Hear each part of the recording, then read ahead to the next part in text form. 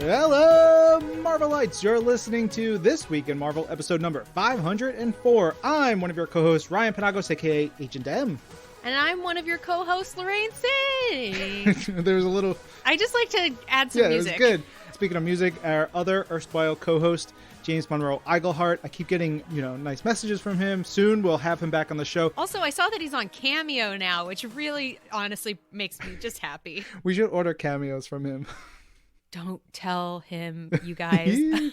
Yes, but we are not here just to talk about James and ourselves. We are here to tell you everything that's happening this week in Marvel that we're super excited about, from games, comics, movies, TV, and so much more.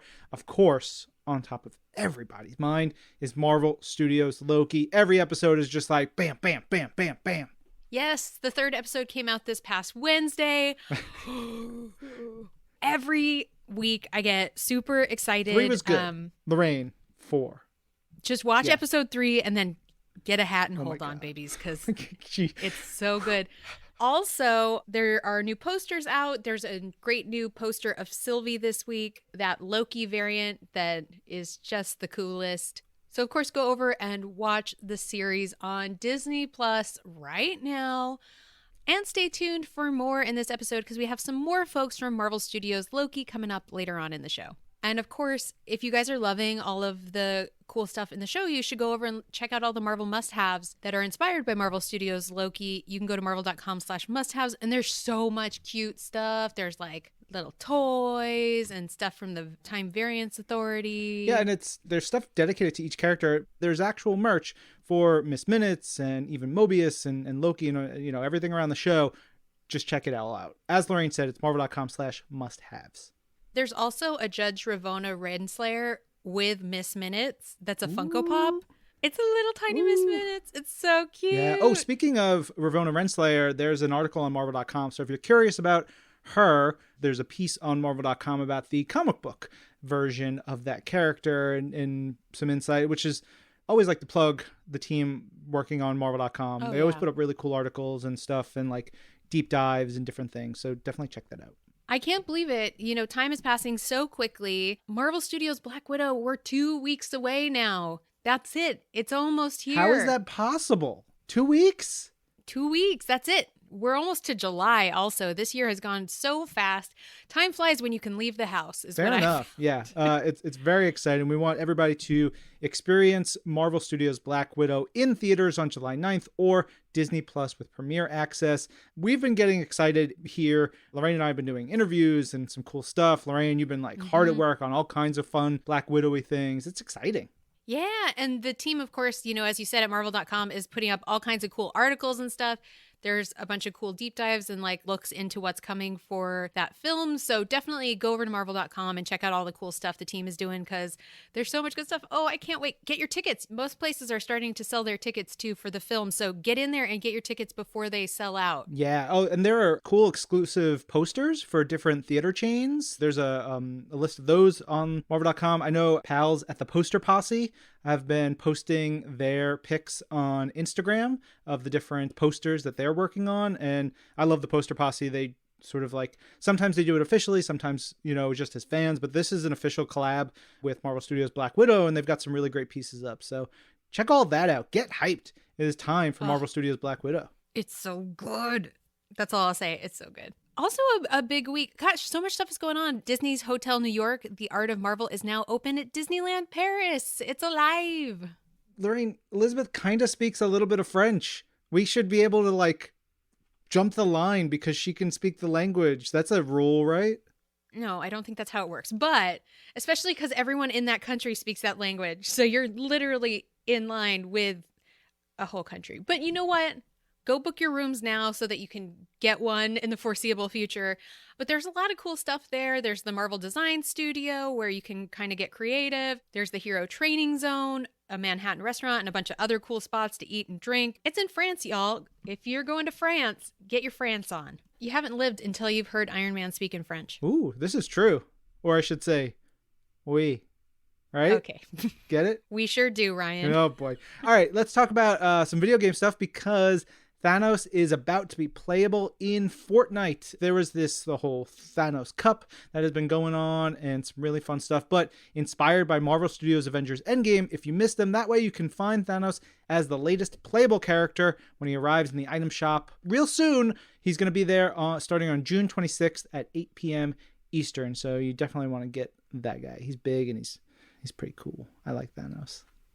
I love a space dad. Happy Father's Day, Thanos. The worst dad ever. He's really terrible. And happy belated Father's Day to everybody who fathered this past Sunday. I don't know. Anyways, moving on. What's going on with Sideshow, Ryan? Yeah, so they were sort of celebrating video games recently, and they had a whole week of cool reveals and things on sale and stuff. There's a lot of fun stuff, a lot of Marvel like Gamerverse things.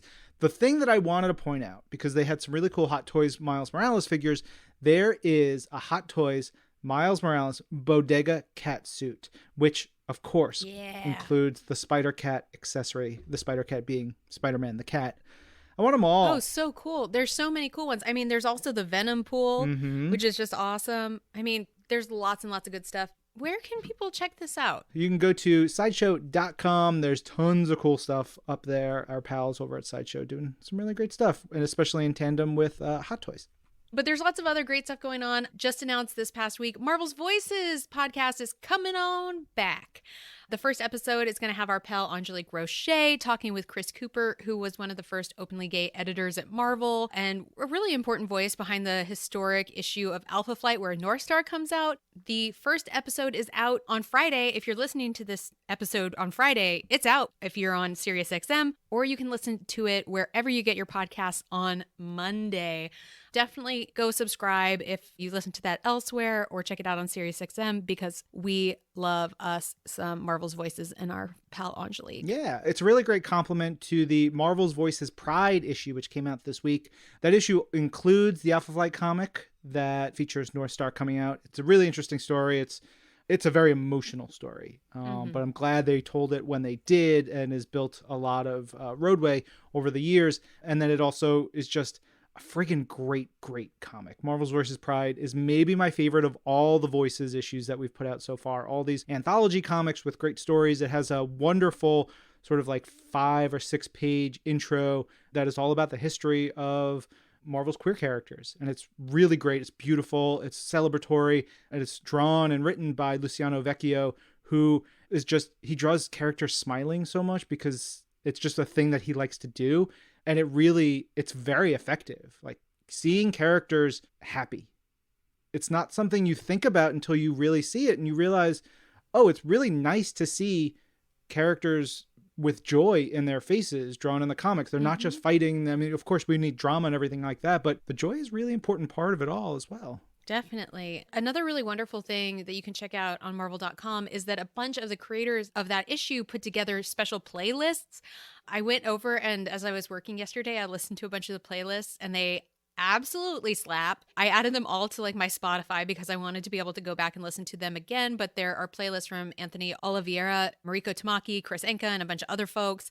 They're so good. Just go check them out. And they're a great compliment. So if you're reading your Pride issue, listen to that to be your soundscape. You could also make sure you're subscribed to Marvel's Pull List, because on that show, we actually had Luciano Vecchio on as our guest in the reading club. We talk about the Voices Pride issue. We talk about some other books that he's worked on. So if you are a fan of Wiccan and Hulkling, there's lots of discussion about them in this episode. And one of our picks for the week is, of course, Marvel's Voices Pride. But also this week, Heroes Return #1 came out, and it is a banger. It is just big, smash 'em up, wonderful superhero comics. I highly suggest you check it out. Yeah, do it. But there's more for podcasts. Marvel's Old Man Star-Lord has a new episode out this week titled Heaven and Hellfire. And my pal Cora the Recorder. She has made some arrangements for Star-Lord and Rocket to go into hiding at the Heaven and Hellfire Club in Doomwood. But it's sort of unclear if that club's proprietor, Miss M. Frost, is a friend or foe. Oh, the series is really so fun. It's like very Old West vibes meets dystopia vibes meets Emma Frost. Yeah, Lorraine, it's a great show, great episode. We, of course, now have a preview for everyone. If you haven't heard it, here's a little sneak peek at this week's episode of Marvel's Old Man Star-Lord. Don't touch anything. Look at all the booze. You keep your hands off the hooch. I'm heading upstairs to fetch. Isn't this a sight? My queen. You can leave us now. You sure? They'll do as they're told from here on out. Won't you, Quill? No promises. Won't you, Quill? I know you. How do I know you? You're not the kind of woman a guy forgets. You're here for something. Wait, I don't think we ever officially met back in the day, but you're Emma... Will you share the map with me, Quill? Emma Frost. The map that leads to the Black Vortex. I'd like to see it. Don't do it. But you haven't aged a day. It's in your satchel. Reach in and hand it to me. Don't listen to her. She's messing with your head.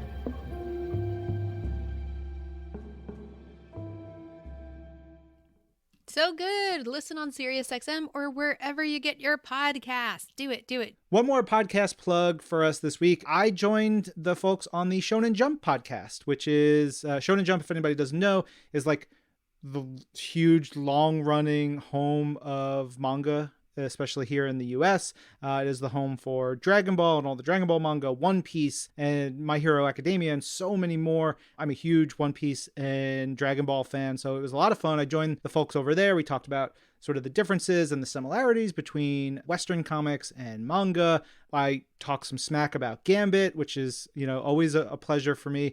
I showed a lot of love for a bunch of characters from manga.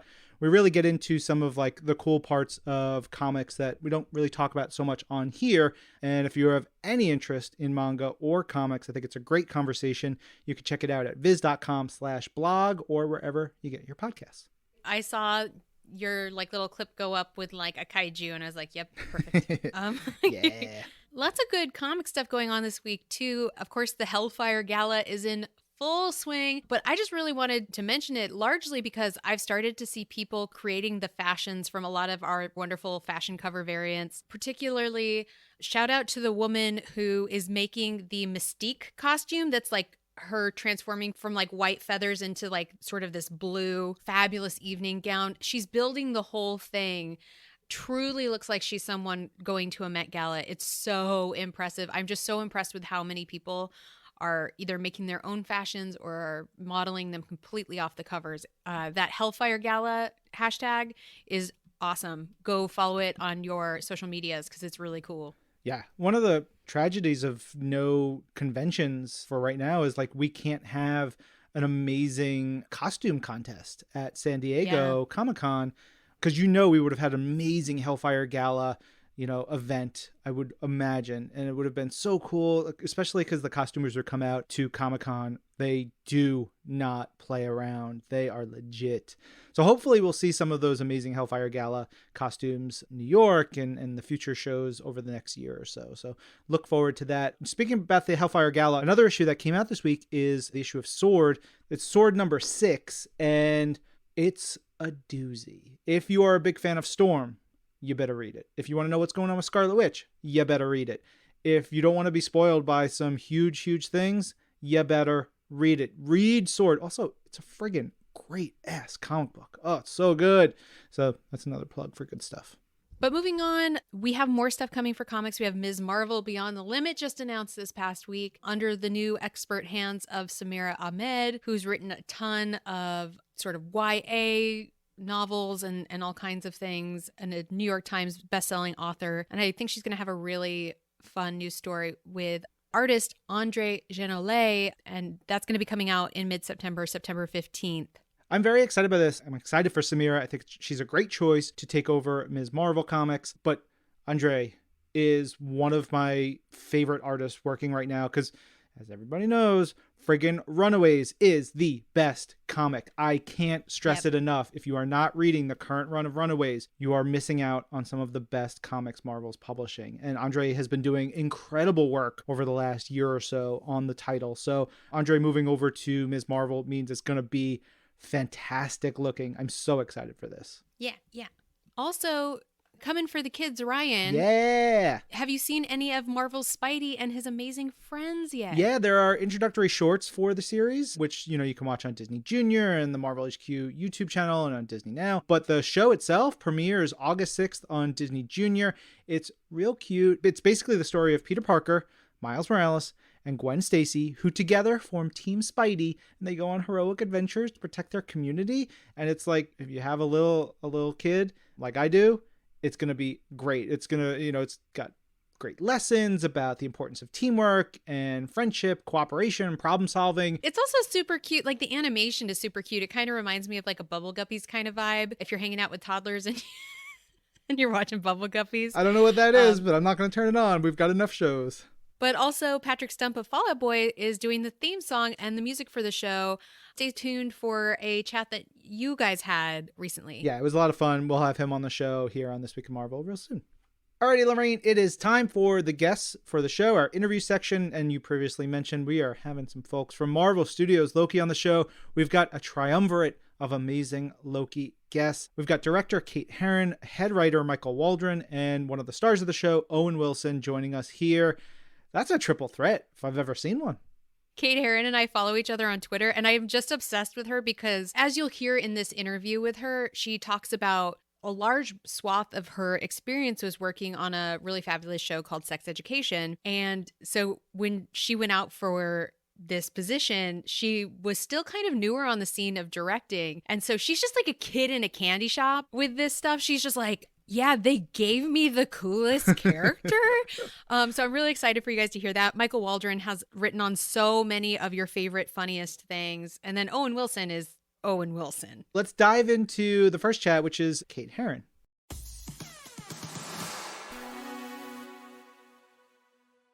Hi, Kate. Thanks for chatting with us. No, thanks for having me. It's lovely to chat with you. What is your Marvel origin story? What was the first thing that introduced you to the Marvel Universe? So it's not MCU, to be really pedantic, but the X-Men cartoon. I watched that when I was a kid and I was obsessed with it. Like, I just love stories about outsiders, and I remember trying to turn like my Barbie into Storm, and I like burnt her hair off. I was trying to I think I used bleach or something I should not have been tampering with. And it didn't work, obviously. Like, turning her hair white did not work. Yeah, I just loved that. And I think that was the first thing that kind of definitely, that's where I first heard the word Marvel, and that kind of like piqued my interest in them. And then, like everyone else, I've kind of been following along Kevin Feige as he's like built this amazing universe across the movies. And Yeah, the X-Men animated cartoon from the 90s is chef's kiss, I think. So many of us love it from growing up. It was so filled with drama, just the absolute best. Sorry for your Barbies, though. So obviously grew up with Marvel in your life. What was your reaction, and what was the situation when you were first offered the series and approached? Well, so basically I found out they were making a series about Loki, and I basically approached them in the sense I asked my agent, I was like, please call them, just see if they'll meet me. Because I was fully aware, like, I love genre, but my, experience as a director, I'd done like a really cool drama comedy called Sex Education, but I hadn't done and all my shorts are kind of weird and strange and comedy. So I was like, just get me in the room and I'll pitch them and I'll give them my take on it. And I just also love Loki. So I just wanted to see where are they taking him? So that was kind of how that happened. And I remember that when I met them, I was like, okay, well, I knew there were some big directors up against me because they're at the same agency as me.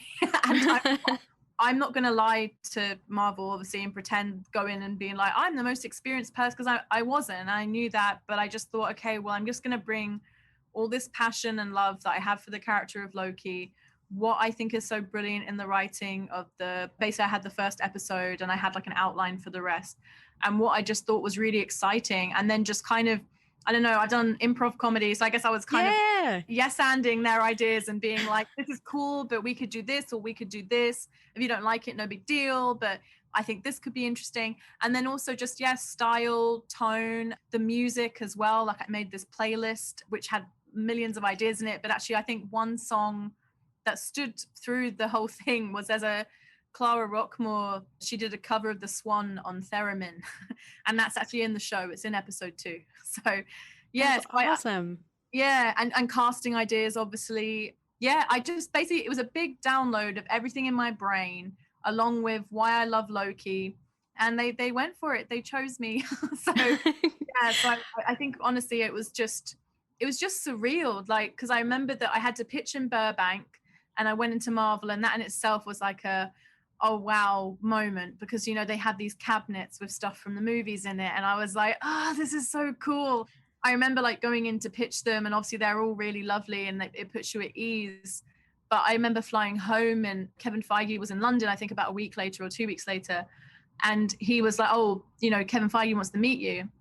And I thought it was going to be almost like, like the breakup conversation of just like, oh, well done, but not now's not the right time, but let's stay in touch and maybe one day. And no, he was like, we loved your pitch and we think you're the right person for the job and we'd love to hire you. And I remember I think I played it cool when he told me. I remember like leaving and being like calling. That's the other thing. I couldn't tell anyone I got the job. So I called my agent, and I think I told my parents because I was going to leave the country, obviously, and they'd be like, where are you going? But like, it was really weird. But luckily I flew to New York about a week later to meet Tom. And that was incredible, obviously, because the last place we saw Loki disappear was New York. Even from a fan perspective, I was like, this is cool. Yeah, and we just had this amazing conversation. Like Tom always describes it as synchronizing watches. And I just felt like we really connected on, obviously, like things we loved about the character and wanting to pay respect to where the character had been before. But at the same time, there has to be a reason that you're going back in with him. And, this isn't the Loki from Infinity War. This is the Loki from Avengers. So I think that in itself was a challenge, like making sure that we were presenting this different version of Loki and putting him into a whole new scenario. He's not being arrested and going to Asgard. He's going to the TVA, who are like this bureaucratic organization surrounded by order. And, he's very chaotic. So putting him into that was a lot of fun. But anyway, amazing conversation, walking around New York, synchronizing watches. And then I flew straight from that to D23. And then they were like, this is the director of Loki. So I didn't have to wait too long to tell people because it all happened in the space of a week or something. Bananas. Wow, So, yeah. That's a whirlwind. That's an absolute whirlwind. When you started working on your pitch and then later working with Michael Waldron, did you meet him at D23?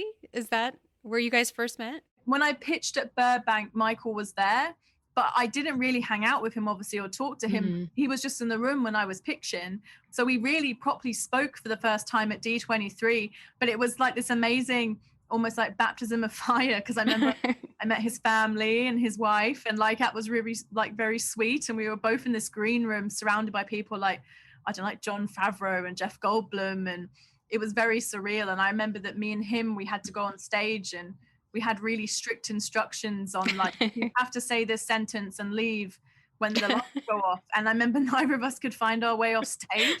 And like, I remember being pulled back through the curtain with him, but then we did this red carpet together and the Lady and the Tramp dogs were in front of us on the red carpet. And I was like, what is going on? So yeah, so that was a very bonding experience, I think, for us both, but that's where we properly first met. And then obviously, after that, Michael had already done a writer's room, but then we did like a second like writer's room with me and him and Eric Martin, who went on to be our production writer, and Alyssa. So it was definitely like an intense way to get to know someone, but it bonded us together, I think. That's so incredible, first and foremost. But once you started working with Michael and the writers and everyone, and you started thinking about the sort of visual style and the tone of the show, were there any comics that inspired you or anything else in the world that you sort of wanted to pull ideas from and language from? Yeah, definitely. Well, I'd say like as a jumping off point for the comics, like, the TVA in the comics looks fantastic. Like they had those amazing images of like the desks stretching off into infinity. And I loved the challenge of, it's a funny one with the TVA because it's outside of space and time. So it's not like it's on a planet or it doesn't even have a sun. So I was like, even just lighting it, I was like, it's almost like Vegas. It has all this artificial light. It's unknown. How do you make it's gonna sound cheesy, but like the unknowable knowable, right? And like, I think that for me was the biggest challenge in the look. And I love sci-fi. So I wanted the show, because we pull into so many genres as people see as the show goes along. And I wanted it to be this kind of big love letter to sci-fi. And because I guess I've wanted to direct big genre for so long, I was like, oh, it's my chance. So I mean, for the TVA specifically, like I grew up in Southeast London and there's a lot of brutalist architecture around there. So A Clockwork Orange was filmed near me, and Children of Men, and a lot of kind of dystopic sci-fi actually seems to be filmed where I grew up. But I love the idea of taking that architecture and putting that in the TVA, because, you know, we have the timekeepers who are these like godly like presence, but marrying that up with, you know, this Midwest kind of style, because it's very heroic and classy to represent the TVA. I think there were also things from my own life that I pulled in, like I used to work in a lot of offices as a temp before I was able to, you know, go make films and go be a director. And I remember like some of the technology I'd work on was like really archaic and kind of broken, and they wouldn't always replace it at these institutions because they'd be like, well, it's too much money, so you're just gonna have to deal with it. And I just kind of found that something funny in that felt very true to me about, like, you know, I love that the TVA are like the top of the tree and in control of our destiny. But yeah, they're using kind of this technology that we wouldn't necessarily have expected. Like, I thought it was fun to, as a nod to films like Brazil, but also just, yeah, like real offices.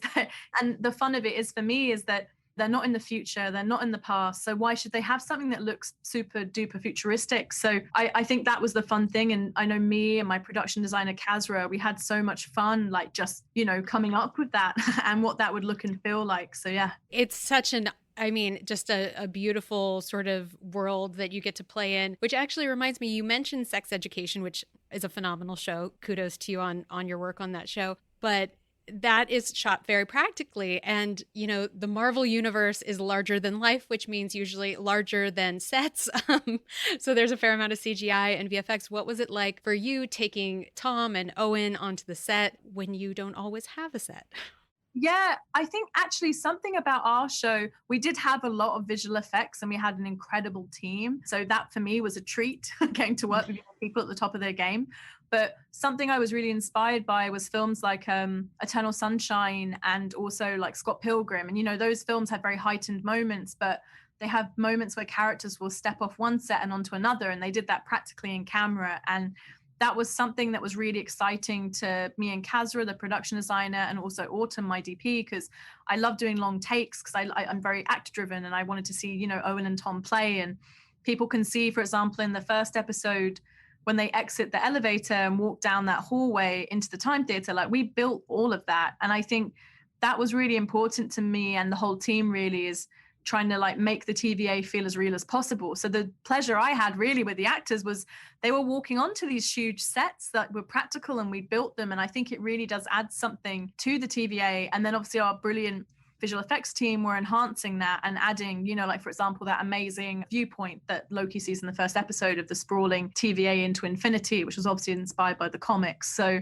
yeah, I think for me, it was always a balancing game between that. But as an example though, of having to use the imagination, Miss Minutes, you know, when I filmed Miss Minutes on set, she was sort of like this terrifying lamp with eyes stuck on suitcase wheels.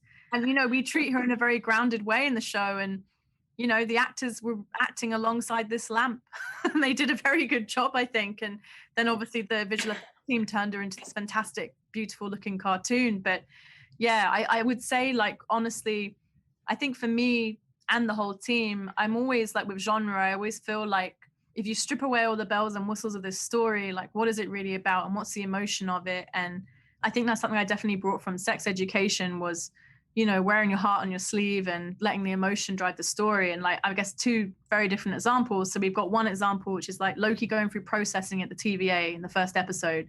We were inspired, well, I know Michael was inspired by the DMV and I was inspired by like my experiences trying to go through the airport. And we just wanted to capture that feeling of going through like an institution and the kind of frustration you can sometimes feel. It's like, wait, which queue should I be in? Like, where am I going? What ticket?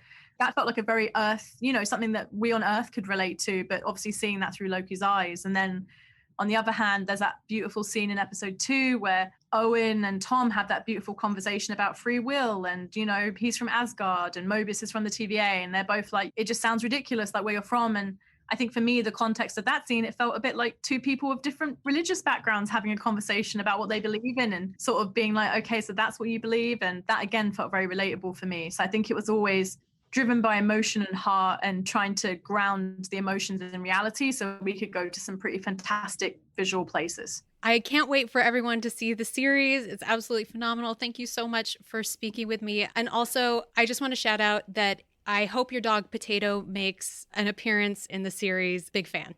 Oh, thank you so much. Along for the whole, well, not the whole journey. I ended up taking care of him during lockdown, but yeah, he's definitely got all the spoilers though. He's seen everything, been with me in the edit. Like, yeah. Potato, the dog with the secrets. Exactly. Thanks, Kate. Thank you. Cheers. Oh, man, Kate's the best. Next up, we have head writer Michael Waldron talking about all kinds of themes within the show and what's to come.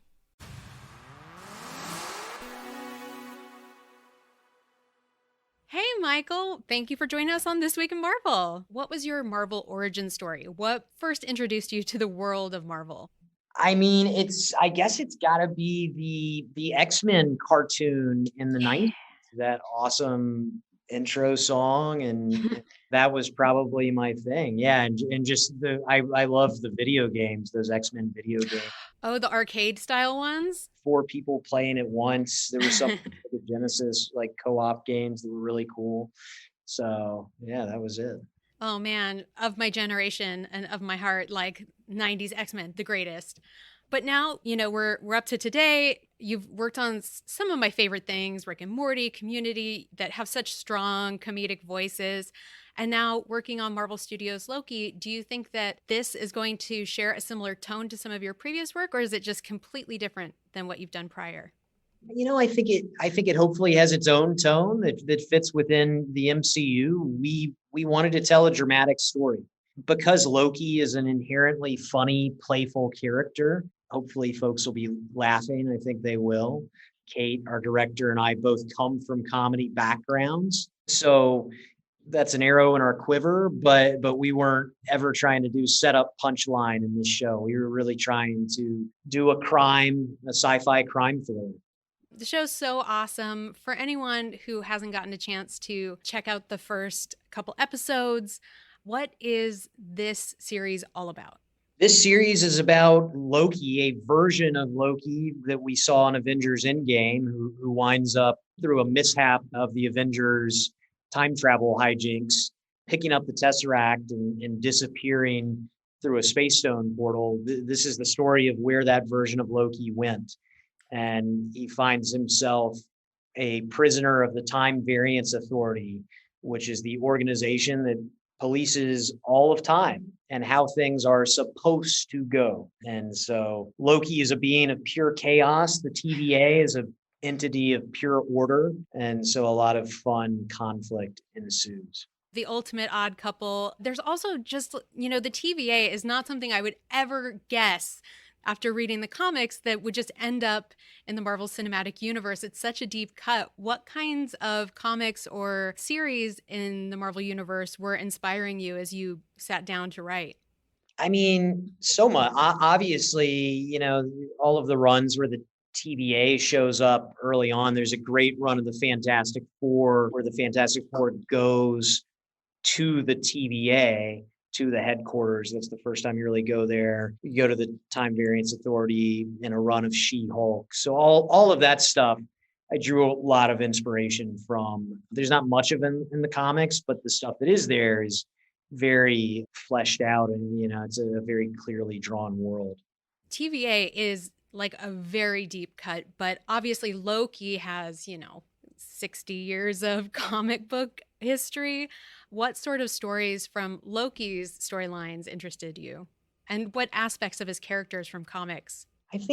Obviously there's just the mischievousness, the playfulness, that all the stuff that makes him fun to watch also makes him fun to write. I was drawn, there's a great run about Kid Loki. That was really interesting to me because that's about a slightly more innocent version of Loki being held accountable or not being able to escape the sins of his past self. in a way that felt germane to what we were doing here with the TVA, and a story that's so much about the burden of your destiny and who you're supposed to be versus can you be whoever you want. So I found a lot of inspiration in that. Yeah. Oh, I super love those runs. And I mean, I got such a thrill just getting to see the trailer and seeing the vote for Loki sort of imagery just really tickled my heart. Yeah, I mean that's there's so many good versions of Loki out there, so it was fun to get to say, all right, who do we want to see in this show? So we do get to see a lot of awesome folks in the show. And, you have such an understanding of sci-fi, I'm sure, from working with Rick and Morty and other things. Were there other mystery or sci-fi film television series that stylistically interested you or inspired you for the series? I mean, we took inspirations from everything. You've probably seen some of our crazy influences. Obviously, Blade Runner was a big one. Toy Story was one because that reckoning of who am I? What is my place in the world? My place in the world isn't quite what I thought it was. So Toy Story was actually a big inspiration. Yeah, all sorts of stuff. Man, that's a wide gamut from Blade Runner to Toy Story. Right? Blade Runner to Toy Story. Now, you mentioned Kate Herron, the director. What was the process like working together as you were scripting? Kate's amazing. I mean, we had drafts of all the episodes and I was in the process already of revising all the scripts as Kate came on, still a good ways out from production. And that was so great because she was who I was going to be passing the baton to as we went into production. And she represented fresh eyes. We had really been in the weeds, to put it lightly, on time travel and on all this stuff. And so Kate came in with such a brilliant outsider's perspective at first, and her notes early on were so informative to myself and to the writers as we revised everything and got it ready to head into production. So what you're saying is time travel is complicated, which as a comic book fan, I can attest to is extremely, extremely hard to untangle. Yeah, I can confirm. It was our job to make sure we didn't make such a mess of it that the MCU has to reboot itself the way that comics runs find themselves sometimes. All right. Well, no spoilers. No spoilers. We'll wait to find out what happens at the end of the series. But, to that end, you're dealing with time travel. And also, you have that element affecting Loki, because this isn't the Loki that has gotten a few more films to evolve and learn to love Thor and try to save Asgard. This is him post Marvel Studios Avengers. So what can we expect from Loki at this different point in his evolution as a character? This is probably Loki at his most arch villainous, on the heels of his defeat in Avengers, in the first Avengers. He's desperate. He's humiliated. He might be at his most dangerous. And so now here he is, this being of absolute chaos, suddenly thrust into an organization of complete and total order. So it's a real powder keg with the two of those. Well, and with that order, we have Mobius, who is so absolutely sort of opposite seeming. What was it about that character that you were looking to explore in the series and his relationship with Loki? I love Mobius. I mean, I think that it's Loki. Loki's such a anti-hero in the, playing in the shades of gray. With Mobius, it was fun to write a character who was a little more true blue hero sort of guy. I think that Mobius, maybe above all else, is patient. That is what sets him apart from Loki, and also apart from everybody else in Loki's life. He's the most patient that anybody's ever been with Loki. And that, in fact, drives Loki the craziest. So they just have a very fun, interesting dynamic. I'm curious for you as a writer, when there's so many fun moments where Mobius sort of calls out Loki. I mean, I think in the pilot episode, he's like, oh, you have a real gift for metaphor. Which character do you most enjoy writing the voice of? I love Mobius because that was a character that was sort of, there wasn't much to that character in the comics. So it felt like really getting to originate somebody and how they interacted and everything. But my favorite character, right, is Loki. That's just a dream come true, writing dialogue for Tom to perform as that character, because you just know every line is going to be delicious, is going to be entertaining, funny, sexy, scary, all of those things all wrapped up in one. What has it been like now to see the early fan reaction and to see your work become part of one of the longest tapestries of storytelling that exists in society today? I mean, really, the Marvel Universe. It's a tremendous honor. You can't think about it too much or you'll collapse in on yourself and never be able to write. But I just feel so fortunate. The amount of work that went into making this show from the production team, especially during a pandemic. It starts at the top with Kate, with Kevin Wright and Stephen Broussard, our creative producers. Those guys, they moved mountains to get this show done safely. And it's also a testament to Tom. He was our captain on this thing, and nobody's going to outwork him.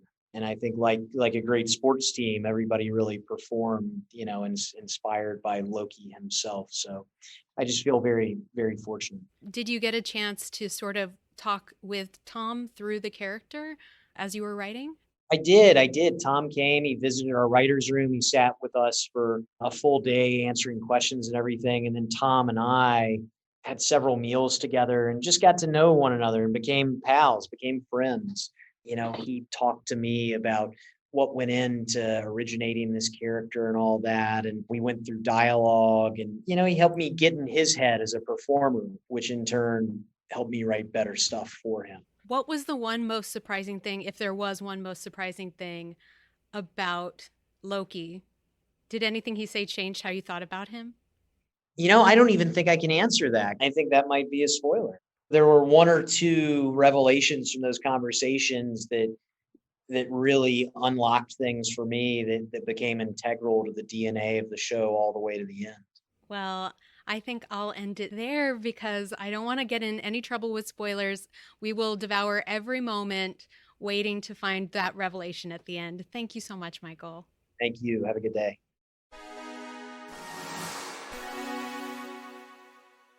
All right, thank you to Michael. He's in the Mustache Club. Ooh, I love a good mustache, bro.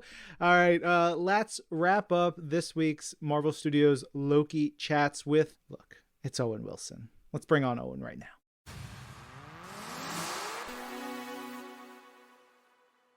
Hello, Owen. Thanks for being on the show.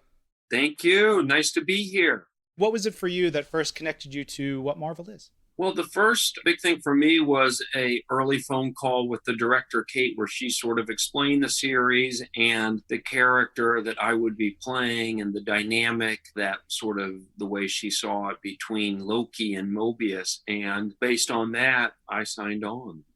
What was it that really sold you on being Mobius in Marvel Studios Loki? I gotta say, and it sounds sort of maybe a little bit shallow, but just the name Mobius, I think, is a pretty cool name. You don't want to play poker with a guy named Mobius. He's always got a way around things. When you joined the production, you obviously, of course, Tom Hiddleston, he's got, years playing Loki. He's been in the MCU. Did you sit down and talk about what the MCU is, what Loki's story is? What was that first conversation with Tom like? Yeah, before we started filming, Tom sat down. We actually called it the Loki lectures, going to Loki school, because he spent more than a few days with me just really going through the whole mythology and showing me clips from the other movies. And all of that helped me to sort of understand his character and was helpful for Mobius, who's supposed to be an expert on Loki. Who is Mobius and what is his role with the TVA, in case any of our listeners don't know? Mobius is an agent for the Time Variance Authority, the TVA, and his stated mission is to protect the sacred timeline. And it's not to decide if good things are going to happen or bad things. They're not concerned with that. They're sort of above that. It's more that the proper flow of time continues in the way that it's supposed to. I saw that they announced a Mobius action figure. Is that weird? Is it cool? What is that when you see that figure of yourself? It's not weird. I would say it's cool. I'll be excited to get that action figure. I mean, who doesn't want to have an action figure? I've seen the first two episodes, and it's rare to see a character get under Loki's skin the way that Mobius does. But there's also, it feels like the relationship is like Mobius likes something about Loki. What's that relationship like between the two throughout the series? I think that in sort of his study of Loki and becoming sort of an expert on Loki, you can't help but have a little bit of compassion, maybe. I think, along with understanding of sort of a person's motives and what drives them, sometimes there's, a familiarity that, rather than breeding contempt, makes Mobius a little bit more understanding of Loki. The show it's a visually really interesting piece. How much of that were you getting early on from Kate and from Tom? I got it right from the beginning with sort of the first costume fittings and seeing, the uniform of the TVA and this kind of futuristic but kind of retro feel to it, and the way the sets were just awesome. And so I kind of had a sense of it right from the beginning. I think of, some of like the Wes Anderson films you've been in. They're visually beautiful films, like they're gorgeous. This one also gorgeous, but I imagine there's a lot of CGI. What is that like for you as, acting around, and how much of it do you just visualize, or how much you just like focus on, here's what we're trying to get across in this scene? It's a little bit like, being a kid kind of in make-believe land.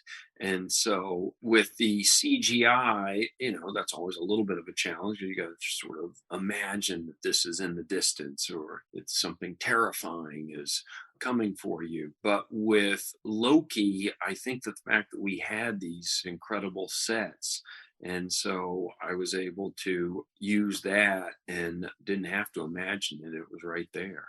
I believe it's the second episode, Loki and Mobius, they're sitting down.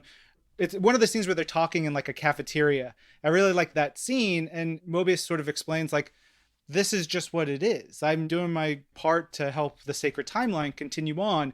And there's a relaxing, I got a sort of like calming vibe from all of that. Like the inevitability of it all. Once the timeline is done, like, hey, see ya. We're good. It's all done. What do you think the fans are going to say about that story and that journey that Mobius is on? Well, I think that's something that I think in real life you sort of sometimes question, how much of it is free will and how much feels predestined. And I think that the idea that there is a timeline that doesn't really cast any judgment and doesn't determine things by whether it's good or bad to our understanding, just that it's the proper flow of time. And that's kind of an interesting idea, the proper flow. Going back to, you mentioned Tom sort of taking you to Loki school, the Loki lessons.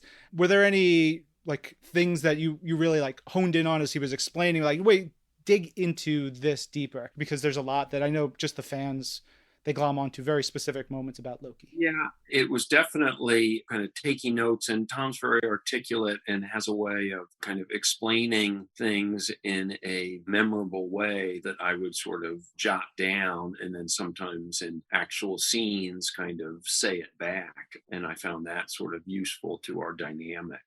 As we wrap up, are there any favorite moments you have between, the interactions between maybe the other members of the TVA or with Loki that you think fans will really enjoy as they see? Well, there's in some of the later episodes there, we have a great cast, and playing off of some of these people, that was also something that was exciting about joining the MCU and how great they do in casting everything.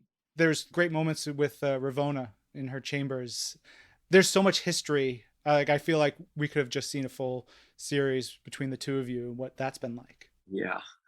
Well, I think with, Renslayer is my boss, and, the way you have to do sometimes with a boss, or back in school with a principal or a teacher, sort of trying to sort of stay out of trouble, but also, get permission to do the projects you want to do. And so that's the situation Mobius is often kind of put into with Renslayer. Owen, thanks so much for being on the show. Thank you.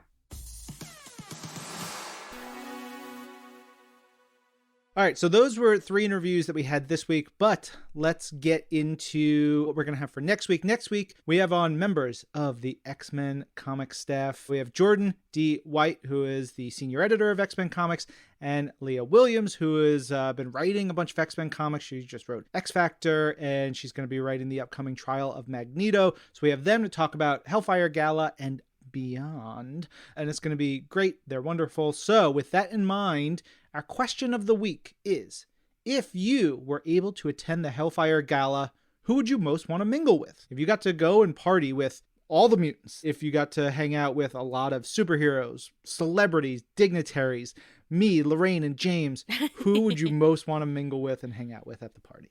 No offense to us, but I would want to hang out with Kate Pride. It would be like Regina George, and I would be like, hey guys, do you want to talk to me? And they would be like, no. And I'd be like, but please. Actually, Kate would be nice to me, and Emma would read my mind and be like, you want to be here too much, and then send me away. And that would be fine. That's fair. I'd want to hang out with Forge, because I think he, the way he's written right now, he'd just be a riot and he'd be wild. I would want to find Jubilee. I'd want to hang out with Jubes. Talk about having adopted children and being awesome, and she's just the best. And then also I'd find Conan O'Brien and talk to him for a bunch of hours, because he was at the gala. All right, of course, we want to know about your Hellfire Gala, who you most want to mingle with, so you can tweet your answers using hashtag ThisWeekInMarvel, email them to twimpodcast@marvel.com, or send a message to our Facebook page at facebook.com/ThisWeekInMarvel. Please make sure to tell us if it is okay to read on the show. So last week we asked y'all, if you were at the TVA, what would you do with all of that sweet, sweet TVA technology? Where would you go? What would happen? And we got some great comments from y'all over on the internets. The first one here is from Bobby P at CapRogers44, which says, if I had the tech of the TVA, I would use it to go back and be present at the Gettysburg Address, as well as other historical events. That is so wholesome. Not like glutton me, just like, I'm going to eat all the food. Fine, Bobby. You're right. That's a good choice. I like that one. He's missing out on some really good, Baba Ganoush, so that's on him. All right, let's move on. We've got Park Sumi at Lama Sumerian saying, I'll go and watch how Captain America returned all the Infinity Stones, and also watch Red Skull's reaction when he met Steve Rogers. I'll just watch, because if I change something, then the timeline will be in chaos. You don't want to mess with the TVA. No, and I also like how Park is like, if I'm at the TVA, I am clearly on the sacred timeline, and I am involved with all the MCU stuff. It's great. Yeah. Next up, Donna Jonas at WarriorWoman64 says, I would go back to County Sligo, Ireland, to watch my great-grandfather make the decision to leave Ireland to come to the U.S. Why did he choose to leave? What motivated him? Aw, more wholesome content. Seriously, this is so nice, that's you great. guys. I love that This one. is a lot less chaos than I expected. Seriously. Paul at MZX Mr. Zana91 says, I would go to the Marvel's Avengers premiere, then to the Marvel Studios Avengers Infinity War premiere, then to the Marvel Studios Avengers Endgame premiere, just watching and listening to the crowd react. I mean, our world has to exist in the MCU, right? I like that. Yeah. We've been to those premieres. Those are fun. We were there. Yeah. They were fun. They were a lot of fun. Marvel Studios Infinity War premiere was much different than the Marvel Studios Avengers Endgame premiere, because after the Infinity War happened, it was a sad ending. I remember holding my co-host, Tamara Krinsky, who was sobbing because how could that happen to Spider-Man? Wow. He's just a kid. And that's where we were. But Endgame premiere, much different. Also, do you remember watching Endgame in the theater that night and then just feeling can they do this? Are we allowed? I don't know. It was just next level. Yeah, it was very next level. Stefan Rodriguez at Steph_Rodrigo says, I would obviously visit the past and the future worlds, see the origin of the universe and other discoveries, watch all upcoming Marvel movies and series, meet all the people of the MCU, check out different timelines, and obviously following the rules, of course. Of course. Aditi M at The Tall Hobbit says, I'd go back in time and plant mini SD cards during the time of the pyramids, so any subsequent excavations just results in 10 hours of looped Rickroll. That's the chaos I was looking for. Yeah, more of that. Good stuff, Aditi. Gonzalo E. Del Rio V at Gonzalo Del Rio V says, if I were at the TVA, I would invest in a better design for our office space and workstation. They all need more natural light and good work balance amenities. Come on, timekeepers, invest in your people better. But like, what is their natural light? Where are they? Yeah. Tony at T. Bizzleworth says, I've been trying to think of something but can't top Ryan's idea. Traveling through time and space trying different foods seems like the best use of TVA technology.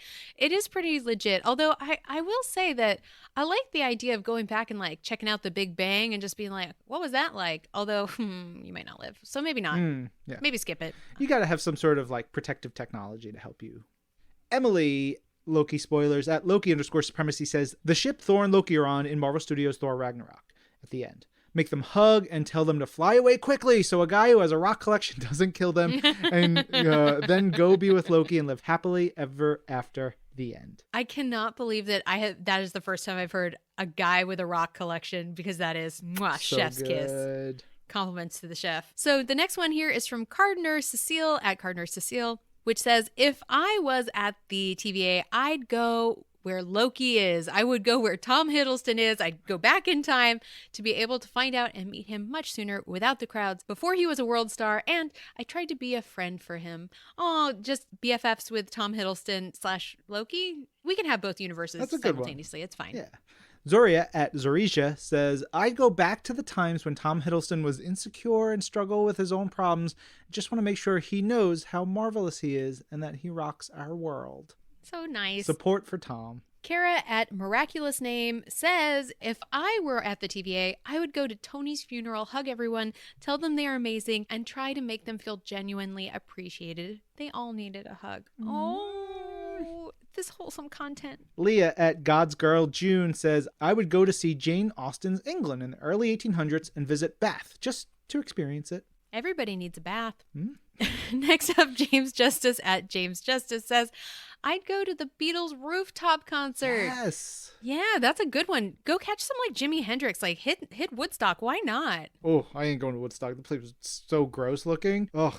I like hygiene. But if you could beam in and out, just like go in, be like, what's going on? I guess. Okay, I'm gone. Oh, all that mud? No, thanks. Although a lot of people got sick. Anyway, Luis at Luis JCJ says, I would go to Asgard and just enjoy the regal feel of the dresses. I'm a dress person. So we got this one that says, I would track down Steve Rogers that went back in time at the end of Endgame and destroy him. And then they went on to say, I just kind of felt like starting something. Causing some trouble. Just causing Chaos trouble. reigns. I love it. Awesome person at VSK0627 says, I would go back to the beginning of time and rule the earth. I mean, if you go back... This is Loki. Yeah. If you go back to the beginning of time, the earth is probably not worth ruling. If it's even there, it's probably hadn't formed yet. But hey. If you want to rule the rocks, by all means. You do you. Alexa, Loki and Mobius's girlfriend, Real at Loki's Era, says, I would use it to figure out how my life is meant to go and then do everything but what I'm supposed to do, so I end up at the TVA and become an agent in the fashion that Loki did, because why not? There you go. Yeah, chaos, chaos, chaos.